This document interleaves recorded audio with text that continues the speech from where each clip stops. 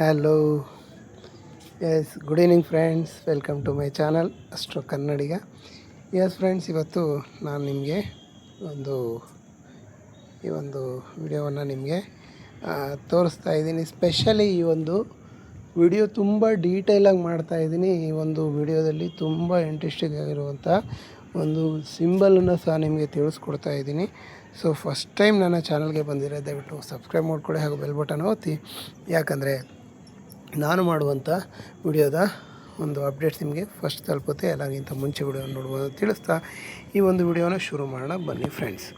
ನೋಡಿ, ಸ್ಪೆಷಲಿ ಈ ಒಂದು ಕೈಯನ್ನು ನಾವು ಹೋಲಾಗಿ ನೋಡಿದಾಗ, ಎಸ್ ಇಲ್ಲಿ ನೋಡಿ, ಇದು ನಿಮಗೆ ಬಹಳ ಒಂದು ಕೈಯನ್ನು ನೀಟಾಗಿ ನೋಡ್ಕೊಳ್ಳಿ. ಸೊ ಇದರಲ್ಲಿ ಏನೇನು ವಿಶೇಷ ಇದೆ ಅಂತ ನಾನು ನಿಮಗೆ ಒಂದೊಂದಾಗಿ ತಿಳಿಸ್ಕೊಡ್ತಾ ಇದ್ದೀನಿ. ಸೊ ವಿಡಿಯೋ ಲೆಂತಿ ಆಗಿದ್ದರೂ ತುಂಬ ಒಂದು ನಾಲೆಜಬಲ್ ಇರುತ್ತೆ. ನಿಮಗೆ ಈಚ್ ಆ್ಯಂಡ್ ಎವ್ರಿ ಸೈನನ್ನು ನಾನು ಎಕ್ಸ್ಪ್ಲೈನ್ ಮಾಡ್ತೀನಿ. ಸೊ ಹಾಗಾಗಿ ಈ ಒಂದು ವಿಡಿಯೋ ನೀವು ನೋಡಿದ್ರೆ, ನನ್ನ ಪಾಮಿಸ್ಟ್ನಲ್ಲಿ ಸುಮಾರು 1000ಕ್ಕಿಂತ ಹೆಚ್ಚು ವಿಡಿಯೋ ಮಾಡಿದ್ದೀನಿ. ಆದರೆ ಆಲ್ಮೋಸ್ಟ್ ಎಲ್ಲ ವಿಡಿಯೋದ ಒಂದು ಕಂಟೆಂಟ್ ವಿಡಿಯೋದಲ್ಲಿ ತರೋದಕ್ಕೆ ಪ್ರಯತ್ನ ಪಡ್ತಾ ಇದ್ದೀನಿ. ಬನ್ನಿ ಫ್ರೆಂಡ್ಸ್, ವಿಡಿಯೋ ತುಂಬ ಇಂಟ್ರೆಸ್ಟಾಗಿರುತ್ತೆ. ಕೊನೆವರೆಗೂ ನೋಡೋಣ ಅಂತ ಕೊನೆವರೆಗೂ ಒಂದು ವಿಡಿಯೋನ ಒಂದು ಶುರು ಮಾಡೋಣ ಫ್ರೆಂಡ್ಸ್. ಸೊ ಸ್ಪೆಷಲಿ ಈ ಒಂದು ಕೈಯ ಒಂದು ಟೆಕ್ಸ್ಚರ್ ನೋಡಿ, ಪಿಂಕಿಶ್ ಕಲರ್ ಇರೋದನ್ನು ಕಾಣಿಸುತ್ತೆ. ಪಿಂಕಿಶ್ ಕಲರು ನಿಮಗೆ ಗೊತ್ತಿದೆ. ಏನು ಪಿಂಕಿಶ್ ಕಲರು ಏನು ರೆಪ್ರೆಸೆಂಟ್ ಮಾಡುತ್ತೆ ಅಂದರೆ, ವ್ಯಕ್ತಿ ತುಂಬ ಲೈವ್ಲಿ ಆಗಿರುವಂಥ ವ್ಯಕ್ತಿ, ತುಂಬ ಉತ್ತಮವಾದಂಥ ಒಂದು ಅಬ್ಸಲ್ಯೂಟ್ಲಿ ಫ್ಯಾಂಟಾಸ್ಟಿಕ್ ವ್ಯಕ್ತಿ ಅಂತ ಹೇಳ್ಬೋದು. ಅಂದರೆ ಹೇಗೆ ಅಂತ ಕೇಳಿದ್ರೆ, ನಾನು ನಿಮಗೆ ಹೇಳೋದೇನಪ್ಪ ಅಂದರೆ, ನೋಡಿ, ಈ ಒಂದು ವ್ಯಕ್ತಿಯನ್ನು ನಾವು ತುಂಬ ಉತ್ಸಾಹ ಇರುವಂಥ ವ್ಯಕ್ತಿ ಅಂತ ಕಾಣ್ಬೋದು. ಯಾಕಂದರೆ ಕೈ ಪಿಂಕಿಶ್ ಆಗಿದೆ ಅಂತ ಇಟ್ಕೊಳ್ಳಿ, ವ್ಯಕ್ತಿಗೆ ತುಂಬ ಉತ್ಸಾಹ ಇರುತ್ತೆ, ಜೀವನೋತ್ಸಾಹ ಇರುತ್ತೆ, ಭಾಳಷ್ಟು ಒಂದು ಚೆನ್ನಾಗಿ ಒಂದು ಜೀವನದ ಒಂದು ಆ್ಯಟಿಟ್ಯೂಡ್ ಚೆನ್ನಾಗಿರುತ್ತೆ ಅಂತ ಹೇಳ್ಬೋದು. ಸೊ ಮತ್ತು ಕೈ ನೋಡಿ, ನಿಮಗೆ ಸ್ಮೂತ್ ಆಗಿರೋವಂಥ ಥರ ಕಾಣಿಸುತ್ತೆ, ನಿಮಗೆ ಫೀಲ್ ಮಾಡ್ಬೋದು ಸ್ಮೂತ್ನೆಸ್ಸನ್ನು. ಸೊ ಯಾರಿಗೆ ಕೈ ಸ್ಮೂತ್ನೆಸ್ ಇರುತ್ತೆ ಅವರು ಒಂದು ತುಂಬ ಇಂಟೆಲಿಜೆಂಟ್ ಆಗಿರ್ತಾರೆ. ಮತ್ತು ಮೈಂಡ್ ವರ್ಕನ್ನು ಫಿಸಿಕಲ್ ವರ್ಕ್ಗಿಂತ ಮೈಂಡ್ ವರ್ಕ್ ಮಾಡೋದಕ್ಕೆ ಇವರು ತುಂಬ ಒಂದು ಅಡಾಪ್ಟಬಲ್ ಇರ್ತಾರೆ ಅಂತ ಹೇಳ್ಬೋದು. ಈಗ ಪ್ರತಿಯೊಂದು ಪರ್ವವನ್ನು ನಾವು ನೋಡ್ತಾ ಇದರಲ್ಲಿರುವಂಥ ಚಿಹ್ನೆಗಳನ್ನು ಡಿಸ್ಕಸ್ ಮಾಡ್ತಾ ಹೋಗೋಣ ಬನ್ನಿ ಫ್ರೆಂಡ್ಸ್. ಫಸ್ಟ್ ಆಫ್ ಆಲ್, ಮೊದಲನೇದಾಗಿ ನೋಡಿ, ಈ ಒಂದು ಗುರು ಪರ್ವ ನೋಡಿ. ಈ ಗುರು ಪರ್ವ ಸಾಕಷ್ಟು ಎತ್ತರವಾಗಿರೋದನ್ನು ಕಾಣಿಸುತ್ತೆ. ಸೊ ನಿಮಗೆ ಕಾಣಿಸ್ತಾ ಇರ್ಬೋದು, ಗುರು ಪರ್ವ ಸಾಕಷ್ಟು ಎತ್ತರವಾಗಿದೆ. ಸೊ ಎತ್ತರವಾಗಿದೆ ಹಾಗೂ ಇದು ಒಂದು ಪಿಂಕಿಶ್ ಇರೋದನ್ನು ಕಾಣಿಸುತ್ತೆ. ಇದರ ಮೇಲೆ ಸಾಕಷ್ಟು ಗೆರೆಗಳು ಸಹ ಇಲ್ಲ, ನೀವು ಕಾಣ್ಬೋದು. ಇಲ್ಲಿಂದ ಒಂದು ರೇಖೆ ಈ ರೀತಿ ಮೂವ್ ಆಗ್ತಾ ಇರೋದನ್ನು ಕಾಣಿಸುತ್ತೆ, ಉಳಿದಂತೆ ಅಷ್ಟು ರೇಖೆಗಳು ಇಲ್ಲ. ಇದು ತುಂಬ ಉತ್ತಮವಾದಂಥ ಚಿಹ್ನೆ ಅಂತ ಹೇಳ್ಬೋದು. ವ್ಯಕ್ತಿ ಒಂದು ಪಾಸಿಟಿವ್ ಮೈಂಡ್ಸೆಟ್ಟನ್ನು ಹೊಂದಿರುವಂಥ ವ್ಯಕ್ತಿಯಾಗಿ ನಮಗೆ ಇಲ್ಲಿ ಕಾಣ್ತಾನೆ ಅಂತ ಹೇಳ್ಬೋದು. ಸೊ ಇಲ್ಲಿ ನಮಗೆ ಇನ್ನೇನು ಕಾಣುತ್ತೆ ಅಂದರೆ, ಈ ಒಂದು ಗುರುಪರ್ವ ನೋಡಿ, ಇಲ್ಲಿಗೆ ಇದರ ಒಂದು ವಿಸ್ತೀರ್ಣ ಇಲ್ಲಿಗೆ ಸ್ಟಾಪ್ ಆಗಬೇಕು, ಅಲ್ಲಿಗೆ ಸ್ಟಾಪ್ ಆಗಿದೆ. ಯಾರ್ದೋ ಕೈಗಳಲ್ಲಿ ನೀವು ನೋಡಿ, ಈ ಒಂದು ಗುರುಪರ್ವ ಇಲ್ಲಿವರೆಗೂ ಉಬ್ಬಿರುವಂಥದ್ದನ್ನು ಕಾಣಿಸುತ್ತೆ. ಈ ರೀತಿ ತುಂಬ ಉಬ್ಬಿದಾಗ ಏನಾಗುತ್ತೆ ಅಂದರೆ, ಫ್ಯಾಮಿಲಿ ಪ್ರಾಬ್ಲಮ್ ಮತ್ತು ಹಣಕಾಸಿನ ತೊಂದರೆಯನ್ನು ಅನುಭವಿಸೋ ಥರ ನಾವು ಕಾಣ್ಬೋದು. ಸೊ ಹಾಗಾಗಿ ಇವ್ರಿಗೆ ಆ ರೀತಿ ಏನು ಸಿಂಬಲ್ಸು ಇಲ್ಲ ಅಂತ ಹೇಳ್ಬೋದು ಫ್ರೆಂಡ್ಸ್.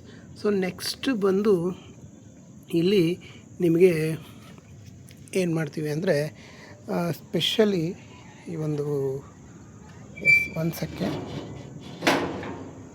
ಎಸ್ ಇಲ್ಲಿ ನೋಡಿ, ಈ ಒಂದು ಶನಿ ಪರ್ವತವನ್ನು ನಾನು ನಿಮಗೆ ತೋರಿಸ್ತಾ ಇದ್ದೀನಿ. ನೋಡಿ, ಇಲ್ಲಿ ಶನಿ ಪರ್ವತದಲ್ಲಿ ನಿಮಗೆ ಸಾಕಷ್ಟು ಉತ್ತಮವಾದಂಥ ಚಿಹ್ನೆ ಇರೋದನ್ನು ಕಾಣಿಸುತ್ತೆ. ಏನು ಸರ್ ಅಂಥ ಉತ್ತಮವಾದಂಥ ಚಿಹ್ನೆ, ಅದರ ಒಂದು ಪರಿಣಾಮಗಳೇನು ಅಂತ ನೀವು ಕೇಳಿದ್ರೆ ನಾನು ಹೇಳ್ತೀನಿ. ನೋಡಿ, ಸ್ಪೆಷಲಿ ನೋಡಿ, ಇದು ಒಂದು ಎಸ್ ಯಾವ ರೇಖೆ ನಿಮಗೆ ಗೊತ್ತಿದೆ, ಹಾರ್ಟ್ ಲೈನ್ ಅಂತ ಹೇಳ್ಬೋದು. ಹಾರ್ಟ್ ಲೈನ್ ಮೇಲ್ಭಾಗದಲ್ಲಿ ಇಲ್ಲಿ ಒಂದು ತ್ರಿಭುಜ ಇರೋದನ್ನು ಕಾಣಿಸುತ್ತೆ, ತುಂಬ ಸ್ಪಷ್ಟವಾದಂಥ ತ್ರಿಭುಜ ಇರೋದನ್ನು ಕಾಣಿಸುತ್ತೆ. ಇದು ತುಂಬ ಉತ್ತಮವಾದಂಥ ಸಿಂಬಲ್ ಅಂತ ಹೇಳ್ಬೋದು.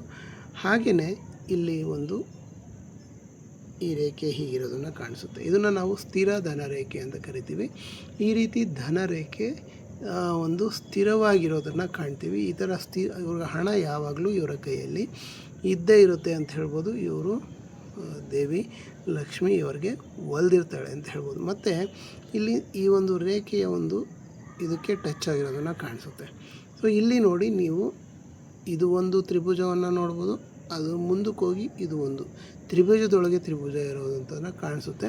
ಈ ರೀತಿ ತ್ರಿಭುಜ ಇದ್ದಾಗ ಏನಾಗುತ್ತೆ ಅಂದರೆ ವ್ಯಕ್ತಿ ಭಾಳಷ್ಟು ಅದ್ಭುತವಾದಂಥ ಯಶಸ್ಸನ್ನು ಗಳಿಸ್ತಾರೆ. ಇವರ ಒಂದು ಕರ್ಮ ಅಂದರೆ ಶನಿ ಕರ್ಮಕಾರಕ ಅಂತ ಕರೀತಾರೆ. ಸೊ ಶನಿ ಇವರು ಮಾಡುವಂಥ ಕೆಲಸವನ್ನು ಅಂದರೆ ಬಿಗಿನಿಂಗಲ್ಲಿ ಇವ್ರಿಗೆ ಅಷ್ಟು ಉತ್ತಮವಾದಂಥ ಒಂದು ಸಕ್ಸಸ್ಸನ್ನು ಕಾಣದೇ ಇರ್ಬೋದು. ಯಾಕಂದರೆ ಶನಿ ಯಾವಾಗಲೂ ತುಂಬ ಲೇಟಾಗಿ ಫಲವನ್ನು ಕೊಡ್ತಾನೆ ಅಂತ ಹೇಳ್ಬೋದು. ಯಾವಾಗ ಫಲ ಕೊಡ್ತಾನೆ ಲೇಟಾಗಿ ಅಂದರೆ ಯಾವಾಗ ಅಂತ ಕೇಳ್ಬೋದು ನೀವು. ನೋಡಿ, ಈ ಒಂದು 55ರ ಆಸುಪಾಸಿನವರೆಗೆ ಇಲ್ಲಿ ಬರುತ್ತೆ. ಅಂದರೆ ನಿಮಗೆ ಭಾಗ್ಯರೇಖೆಯನ್ನು ತೊಗೊಂಡ್ರೆ ಒಂದು ಸೆಕೆಂಡ್ ನೋಡಿ, ಭಾಗ್ಯರೇಖೆಯನ್ನು ಅನಲೈಸ್ ಮಾಡಿದ್ರೆ ನಿಮಗೆ ನೋಡಿ ಇಲ್ಲಿಂದ ಭಾಗ್ಯರೇಖೆ ಶುರುವಾಗಿ ಹೀಗೆ ಶನಿ ಪರ್ವತವರೆಗೆ ಬಂದಿರುತ್ತೆ ಅಂತ ಇಟ್ಕೊಳ್ಳಿ. ಈ ಭಾಗ್ಯರೇಖೆಯನ್ನು ನಾವು ಇಲ್ಲಿವರೆಗೂ 35 ವರ್ಷ ಅಂತ ಮಾಡ್ಬೋದು.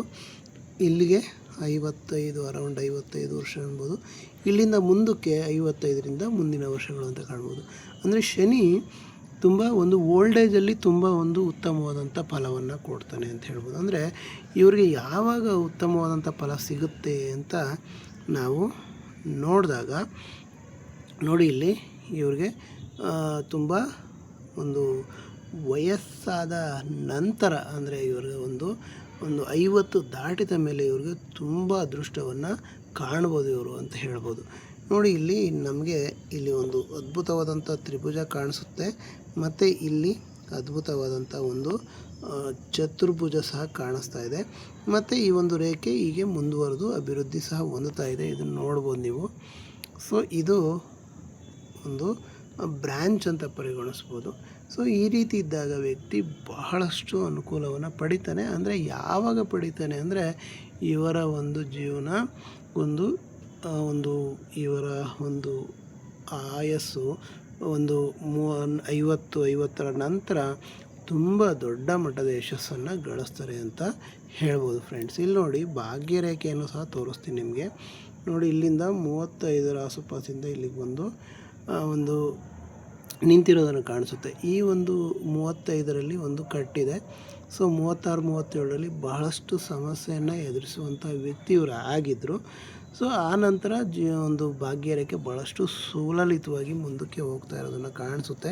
ಸೊ ಹಾಗಾಗಿ ಇವರ ಜೀವನ ಈ ಒಂದು 43ರ ನಂತರ ಭಾಳ ಉತ್ತಮವಾದಂಥ ಜೀವನ ಇದೆ ಅಂತ ಹೇಳ್ಬೋದು ಫ್ರೆಂಡ್ಸ್. ಸೊ ಇದು ಶನಿ ಪರ್ವತದ ಅನಾಲಿಸಿಸ್ ಆದರೆ ಈಗ ಸೂರ್ಯ ಪರ್ವತ ಹತ್ರ ಬರೋಣ. ಎಸ್, ನಿಮಗೆ ಸೂರ್ಯ ಪರ್ವನ ತೋರಿಸ್ತಾ ಇದ್ದೀನಿ ನೋಡಿ, ಝೂಮ್ ಮಾಡಿದ್ದೀನಿ. ಇಲ್ಲಿ ಸೂರ್ಯ ಪರ್ವ ನೋಡಿ, ಇಲ್ಲಿ ನಿಮಗೆ 3 ರೇಖೆಗಳು ಸ್ಪಷ್ಟವಾಗಿ ಕಾಣಿಸ್ತಾ ಇದೆ. 1 2 ಈ ರೀತಿ 3 ರೇಖೆಗಳಿರೋದನ್ನು ಕಾಣಿಸುತ್ತೆ. ಯಾರಿಗೆ ಸೂರ್ಯ ಪರ್ವದಲ್ಲಿ 3 ರೇಖೆಗಳು 2 ಅಥವಾ 3 ರೇಖೆಗಳು ಇದೆ ಅಂತಂದರೆ ಅವರು ನಿಜಕ್ಕೂ ಅತ್ಯುತ್ತಮವಾದಂಥ ವ್ಯಕ್ತಿತ್ವ, ಲೀಡರ್ಶಿಪ್ ಕೇಪಬಿಲಿಟೀಸನ್ನು ಹೊಂದಿರ್ತಾರೆ. ಜೀವನದಲ್ಲಿ ದೊಡ್ಡ ಮಟ್ಟದ ಆ್ಯಂಬಿಷನ್ ಸಹ ಇಟ್ಕೊಂಡಿರ್ತಾರೆ ಅಂತ ಹೇಳ್ಬೋದು. ಇವರ ಆ್ಯಂಬಿಷನ್ಸು ತುಂಬ ಒಂದು ಸ್ವಲ್ಪ ಜಾಸ್ತಿ ಆದಾಗ ಇವರ ಒಂದು ಪ್ರೋಗ್ರೆಸ್ಸು ನಂದು ತುಂಬ ಕಮ್ಮಿ ಅಂದಾಗ ಬಹಳಷ್ಟು ಇನ್ಸೆಕ್ಯೂರ್ ಆಗಿ ಫೀಲ್ ಆಗುವಂಥ ಸಾಧ್ಯತೆ ಇರುತ್ತೆ. ಬಟ್ ಇವ್ರಿಗೆ ನೋಡಿ, ನಾವು ಇಲ್ಲಿ ನೋಡಿ, ಇಲ್ಲಿ ಈ ರೀತಿ ಇದೆ. ಈ ಒಂದು ರೇಖೆ ಇಲ್ಲಿ ಒಂದು ಅರ್ಧ ಒಂದು ಅಷ್ಟಾಗಿ ಇಲ್ಲೊಂದು ಬ್ರೇಕ್ ಥರ ಕಾಣಿಸ್ತಾ ಇದೆ.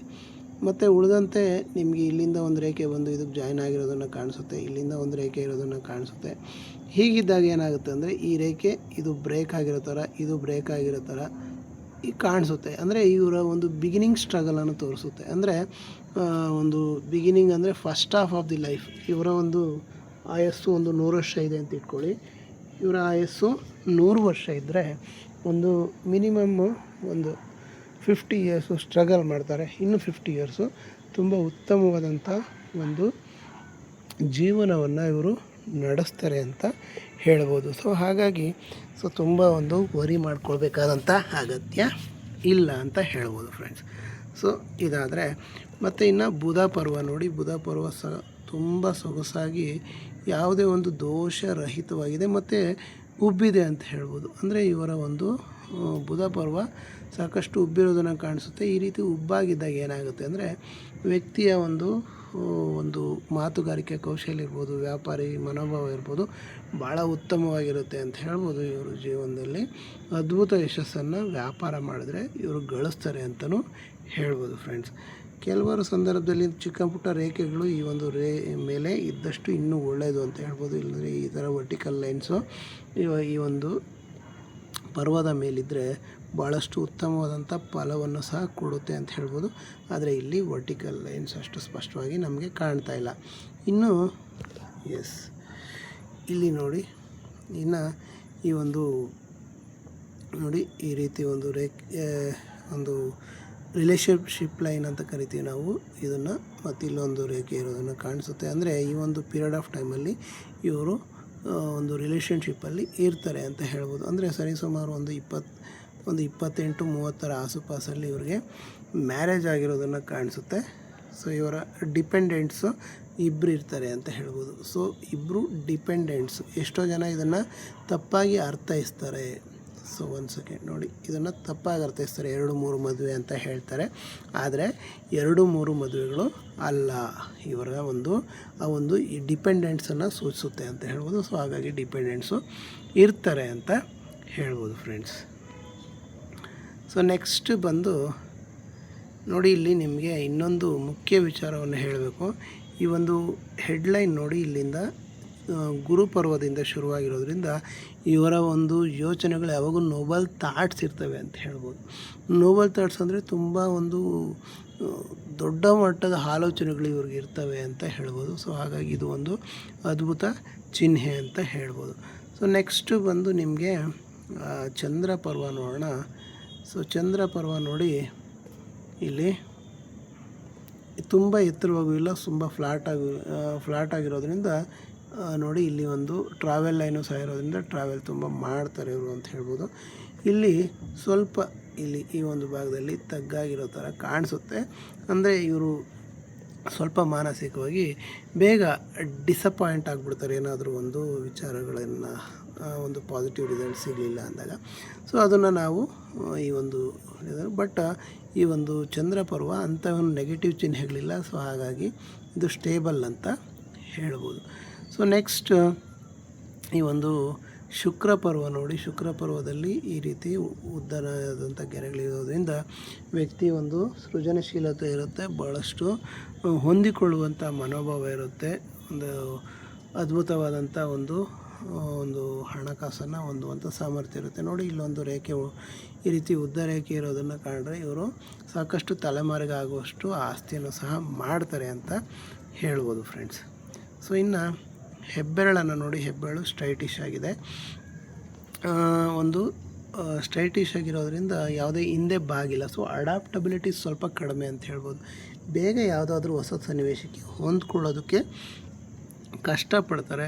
ಮತ್ತು ಒಂದು ನಿರ್ಧಾರ ಮಾಡಿದ್ರೆ ಅದಕ್ಕೆ ಸ್ಟಿಕ್ ಆನ್ ಆಗಿರ್ತಾರೆ.